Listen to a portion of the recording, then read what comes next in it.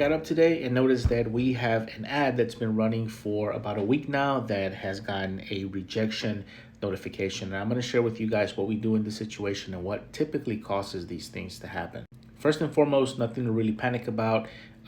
This ad has been running for about a week and has been fine. And then we get this rejection notice and the ad is paused. So one of the very first things to take a look at is what they're actually saying. And in this case, I feel like Facebook's review process is saying that we're trying to capture some sort of personal information in the lead form, or we're doing something that is against their policy in the lead form, which is basically trying to capture things like name and age or zip code or any other sort of basic information that belongs to a pre-filled form you can't do. And oftentimes people, especially who are lead generating, will ask for a phone number, will ask for a zip code, even though those fields already exist in the pre-filled form, and that violates terms on its own.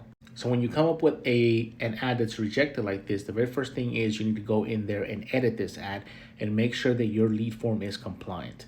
The other thing that you need to check, which is the biggest factor in my opinion on this, is going to be the creative. Make sure that there's nothing in there that is suggestive or something that you may feel like, oh, this is going to trigger their policies at some point. And then what you can do ultimately is request a review once you've corrected those issues. Now, do not request a review without actually going and editing the ad and fixing one of those things that you find, because it will be automatically re-denied, and you won't be able to reinstate the ad. Now, a lot of times this happens because their algorithm just kind of does a refresh, or there's a policy change that you weren't breaking and now you're breaking again in your ads. It's pretty common to see this happen every now and again.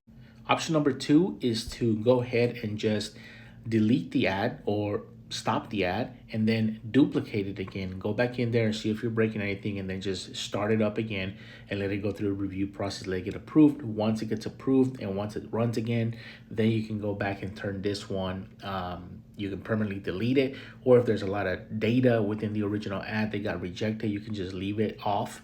Make sure it's off on all, at the campaign level, the ad to level, and the ad level. That's usually what happens in here.